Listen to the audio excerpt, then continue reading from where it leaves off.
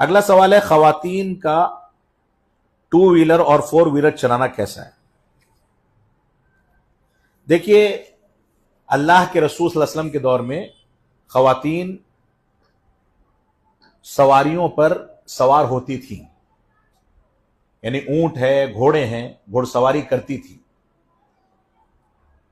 تھوڑی بہت گنجائش اگر پردے میں رہتے ہوئے ہے تو اس میں کوئی حرج کی بات نہیں، بلکہ عربوں کا ایک مشہور طریقہ تھا کہ جب عورت گھوڑے پر بیٹھتی تھی، اب حیا دیکھیے آپ، یہاں پر ہم لوگ اس حیا سے عاری ہیں، حقیقت میں عربوں میں یہ طریقہ تھا، جب عورت گھوڑے پر بیٹھتی تھی اور بیٹھنے کے بعد اترتی تھی تو اس گھوڑے پر اجنبی مرد کو نہیں بیٹھنے دیتے تھے.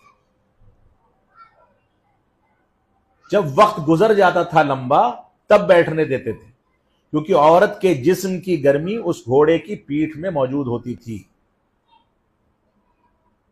اس حد تک حیا کا خیال کیا جاتا تھا.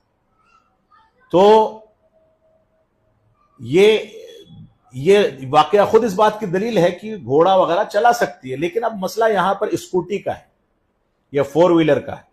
اسکوٹی میں سب سے بڑی خرابی کیا ہے؟ اتنے بھیڑ بھاڑ کے علاقے میں کہیں ایکسیڈنٹ ہو سکتا ہے، مسائل ہو سکتے ہیں، ایک بات. دوسری بات، لڑکیاں جب اسکوٹی لے کر کے نکلتی ہیں تو اسکوٹی ان کو لے کر کے کہاں نکل جاتی ہے پتہ نہیں. یہ ایک بہت بڑا مسئلہ ہے، کیونکہ گھر سے باہر نکلنے کے بعد استشرفہا الشیطان. لہذا اصل یہ ہے کہ عورتوں کو ڈرائیونگ سے بچنا چاہیے، لیکن ڈرائیونگ کے فن کو سیکھ کر کے رکھنا، بوقت ضرورت ایمرجنسی میں اس کو استعمال کرنے میں کوئی حرج کی بات نہیں ہے. اسکوٹی میں ایک پریشانی اور ہے، جب تیز چلتے ہیں تو آگے سے ہوا جب پڑتی ہے تو جسم کے اتار چڑھاؤ ظاہر ہو جاتے ہیں. یہ بھی بے پردگی کی ایک علامت ہے، اس سے خواتین کو بچنا چاہیے. اگر وہ نکلیں کبھی تو آہستہ چلائیں، تیز نہ دوڑائیں، مردوں کا مقابلہ نہ کریں، اس انداز کی حرکت نہ کریں.